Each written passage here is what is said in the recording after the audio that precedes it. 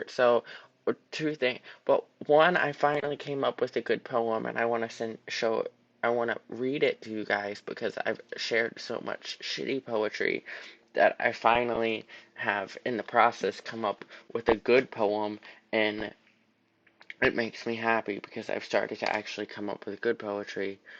Not that my other poetry isn't good, it has a hidden meaning, which is all it takes for my parents to think it's good. Um, but really, it was just me trying to say in short burst what my my way of thinking, like my ideology is. I don't like to have ideologies because they're normally terrible, but my ideology is pretty good. Also, so this is my first like poem, like people would hail it as poetry actually, instead of just being a crazy man ramblings, which is like most of my poetry, but like that's fine because I think it serves a purpose in and of itself, and I mean, it's pretty good for modern day poetry anyway, but this is good across time. That's my feeling. I mean, right now, I just wrote it, so it will probably change. But right now it's really good, so I want to share it. Also, I realized the other day that what I say a lot, which is we are the energy that's neither created nor destroyed, I accidentally plagiarized from Albert Einstein, who said energy is neither created nor destroyed, just changes forms.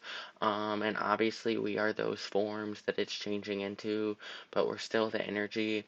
So I just wanted to cite Albert Einstein real quick and what I'm saying. Okay, that's pretty much it there. This is called Summum Bonum, and it's my poetry of the day. Happy Friday.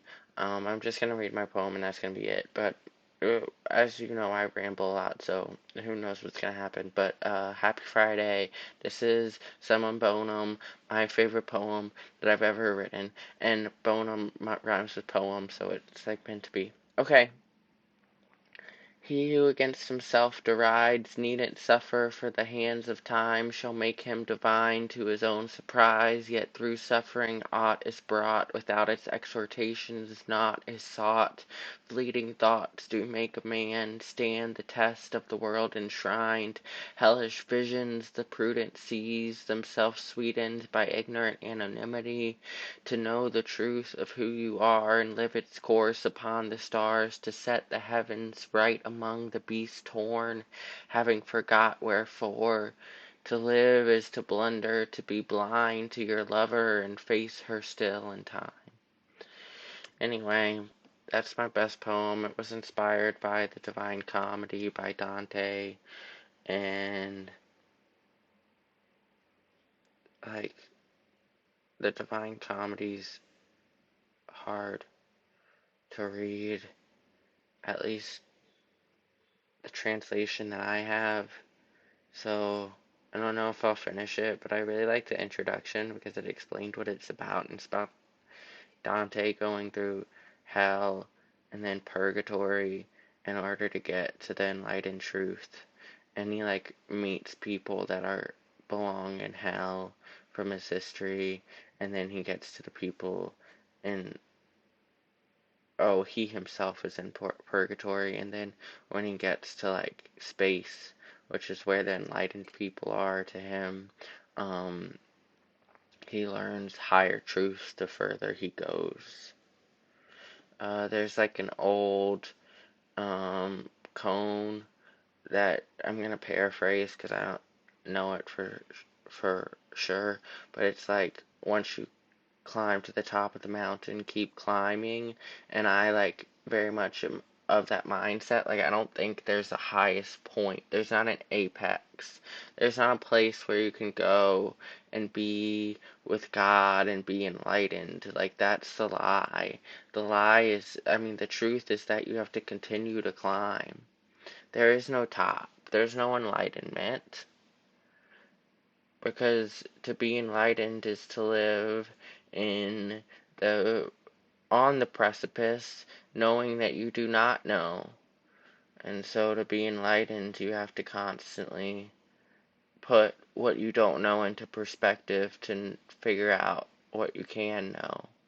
There's no end. Life is suffering. I mean, the end is death, but to die means to come back. Not through a process of individual reincarnation, but like as dirt. I mean, we just changing forms. We're just changing forms. I am you and you are me. You don't know that you are me because you can't experience my brain waves. You can just experience me here.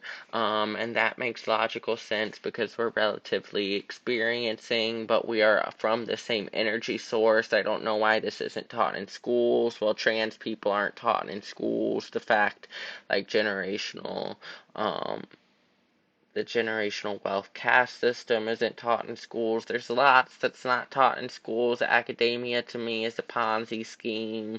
You get in and you have to perpetuate the Ponzi truth, but it's not really the truth. And you have to pay lots of money in order to get their fucking certificates of freedom. I don't really like it. I happen to have a huge academic